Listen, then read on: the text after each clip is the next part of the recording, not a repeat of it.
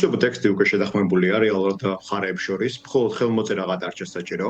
და რაც ყველაზე მთავარია, შედახმების მთავარი წინაპირობა არის ის, რომ მოლაპარაკებები ამ შეთანხმებაზე, შემდგომ ნაბიჯებზე და საბოლოო კოოპერაციაზე უნდა გაგრძელდეს პირისპირ მარტო აზერბაიჯანსა და სომხეთს შორის, ანუ მესამე მხარეების ჩართულობის გარეშე. პირველ რიგში კი ეს მესამე მხარე გულისხმობს რუსეთს, რომელიც იყო სწორედაც ის ძალა, რომელმაც 2020 წლის კონფლიქტი ამ მხარეებს შორის დროებით გაყინა. და ამიტომ უსაუბრობ ყველაფერს ხაზს, რომ თავად აზერბაიჯანისთვისაც და სომხეთისთვისაც ეს მიანიშნებს იმას, რომ ისინი ახლა რეალურად ცდილობენ არა დროებით რომელიმე მხარის, რომელიმე საგარეო ჩართული მხარის ინტერესების გათვალისწინება მოახდინონ შეთანხმებაში. არამედ საბოლოო შეთანხმება მიიღონ ისეთი, რომელიც მათ შორის ურთიერთობებს დაარეგულირებს და შემდგომ აწყობს ეკონომიკურად და პოლიტიკურადაც. და როცა ეკონომიკური ვახსენებ, სწორედ ამას მინდა ხაზი გაუსვა, რომ აზერბაიჯანსა და სომხეთს შორის თუ კი შედგა შეთანხმება და სავარაუდოა, რომ შემდგომი მოლაპარაკებები სწორედ ამაზე იქნება აგებული და გულისხმება, რომ ესე თქვა უნდა მოხდეს სამხრეთის დერეფნის, ანუ ამ შემთხვევაში ზანგეზურის, იგივე სიუნიქის პროვინციაზე გამავალი დერეფნის ერთგვარი რეგულირება. თუ კი ეს ყველაფერი მოხდა, გამოდის, რომ აზერბაიჯანსა და თურქეთს შორის გაჩნდება ყველაზე მოკლე დამაკავშირებელი გზა, რომელიც გაივლის, ასე ვთქვათ, ჯერ სამხრეთ აზერბაიჯანზე, შემდეგ ასე ვთქვათ, სიუნიქის, იგივე ზანგეზურის პროვინციაზე და შემდგომ აღმოჩნდება ნახჩევანში. ნახჩევანიდან კი გადავა თურქეთის ტერიტორიაზე. რელიეფი ძალიან რთულია, რაც გარდა პოლიტიკური ნებისა, წმინდად გეოგრაფიულად არის ურთულესი ამ რელიეფზე. რეალური ალტერნატიული დერეფნის ჩამოყალიბება მოკლე ვადაში, მაგრამ გრძელვადიანად ეს ყველაფერი შექმნის ფუნდამენტურ ალტერნატივას საქართველოსათვის. და მნიშვნელოვანი რა არის იცით, რომ კავკასიაში ახლა რა მოლაპარაკებებსაც ჩვენ ვადევნებთ თვალს, რაც უფრო მეტად სუსტდება რუსეთი, ეს ნიშნავს, რომ რუსეთის მიღმა ცდილობენ მხარეები ნებისმიერი ურთიერთობის წარმოწყებასა და ისე ვთქვათ, გატარებას. და თუ კი საქართველო იყო მხოლოდ ის ქვეყანა, რომელიც რუსულ ორბიტაზე აღმოჩნდა ამ პროცესების შემდეგ, გამოდის, რომ უკვე პოლიტიკურ ნებაზე ვიქნებით დამოკიდებული. აი იმ პოლიტიკურ ნებაზე თუ სად იქნება რეალური დატვირთვა, ასე ვთქვათ, ენერგო და სატრანსპორტო დერეფანზე მაქვს საუბარი. რადგანაც ქვეყნები თუ კი შეეცდებიან, რომ რუსეთს ჩამოშორდნენ, საერთოდ იქნება მაშინ საქართველო იყოს ნომერ პირველი არჩევანი, როდესაც მიდგება საკითხი ნებისმიერ სატრანსპორტო დერეფნის სთავარ ძირითად სატრანსპორტო დერეფანზე მაქვს საუბარი, ისიც გრძელვადიან ვადაში. რა თქმა უნდა, მოკლე ვადაში ამ ეტაპზე მოკლე ვადაზე მაქვს რამდენიმე წელიწადზე საუბარი, ესე უცებ ვერ გახორციელდება ამ დერეფნის სრულად ამუშავება, მაგრამ თუ კი პოლიტიკური ნება ვიმეორებ, იქნა ძალიან მყარი ევროპიდან, თურქეთიდან, აზერბაიჯანიდან, სომხეთიდან, რომ რუსულ გზას და რუსეთის ორბიტას მაქსიმალურად ჩამოშორდეს ეკონომიკური დერეფანი, მაშინ საქართველოს პრორუსულ ორბიტაზე აღმოჩნდა იქნება მნიშვნელოვნად საბედისწერო საქართველოს ეკონომიკური და ენერგოდერეფნის პოლიტიკისათვის.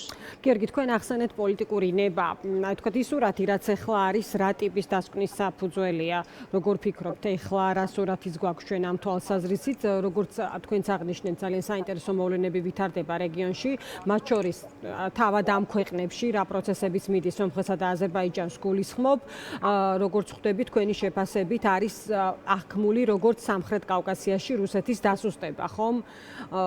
აი ჩვენთან დაკავშირებით უკვე გარკვეული თქვა წინასწარი დასკვნის გაკეთება არის შესაძლებელი ამ პროცესში რა როლი შეიძლება ჰქონდეს საქართველოს და რა შეუძლია აი არსებული გზის გაგრძელებას, თქვა იმგვარ სურათს, რა სურათშიც მონაწილეობს, თქვა იგივე ქართული ოცნება.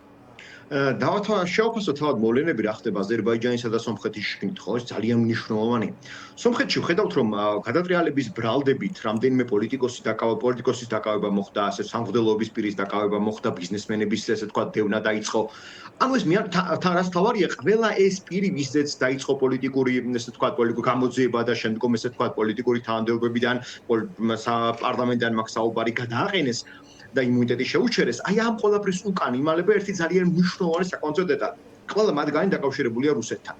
და მნიშვნელოვანი არის ის ფაქტიც, რომ ჯერ კიდევ 2024 წელს გაჩნდა პირველი ბრალდება რუსეთის მხრიდან გადატრიალების მცდელობაზე სომხეთში და მაშინ რუსეთის მხარეს მებრძოლ ბატალიონ არბატში მყოფი სომხურ ნაწილებზე იყო საუბარი, რომ აი ისინი ხომ არ აწყობენ გადატრიალებას, ხომ არ ცდილობენ გადატრიალებას სომხეთის შიგნით. და ახლა უფრო ვხედავთ, რომ ამ ყველაფერმა მიიღო ფართო ხასიათი სომხეთის ტერიტორიაზე. ვხედავთ, რომ დაკავებული არის კარაპეტიანი, რომელიც არის რუსეთის მოქალაქეც სომხეთის მოქალაქესთან გარდა და ეს არის მილიონერი, ხო, მულტიმილიონერზე მაქვს საუბარი. მისი ქონება შეიძლება მილიარდებიც იყოს, ეს ჯერ კიდევ დაფარული და საკამოსაძიებელი საკითხია.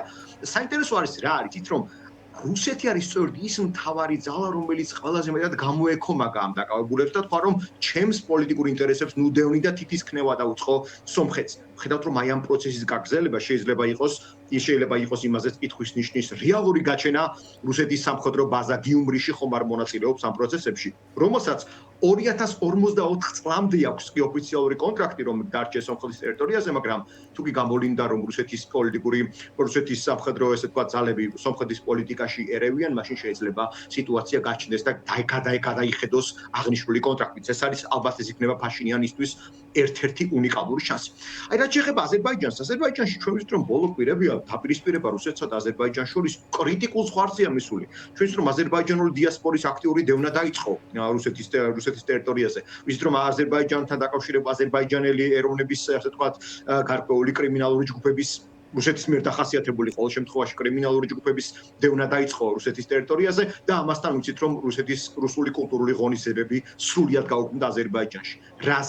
რაზეც ხაზი მინდა გავუსვა, ეს ძალიან საინტერესო დეტალია, რუსმა პროპაგანდისტებმა დაიწყეს აზერბაიჯანელი ერის შეურაცხყოფა და ხაზი გაუსვეს იმას, რომ აგერ შეხედეთ, რომ თუ რუსული კულტურული ღონისძიებები აღარ იქნებაო, აზერბაიჯანს საკულტურო აქვს, რომ რამით იამაყოსო.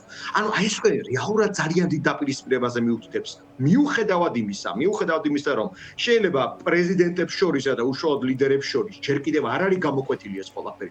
ეს მაინც მიანიშნებს, რომ აღნიშნული დაძაბულობა და დინება, რომელიც ფაშინიანისადმი ვლადიმერ პუტინსა და ფაშინიანისადმი მოსვლის დღიდან არსებობდა, ახლა უკვე მსგავსი სურათი იქნება ალიევსა და ვლადიმერ პუტინს შორის. და რაც შეეხება საქართველოზე შეიძლება ითქვას, რომ აბუდავი მშვენიერი ადგილა მოლაპარაკებისათვის, მაგრამ ბუნებრივი იქნებოდა, რომ საქართველო ყოფილიყო მოლაპარაკების ერთ-ერთი ყველაზე ლოგიკური წერტილი.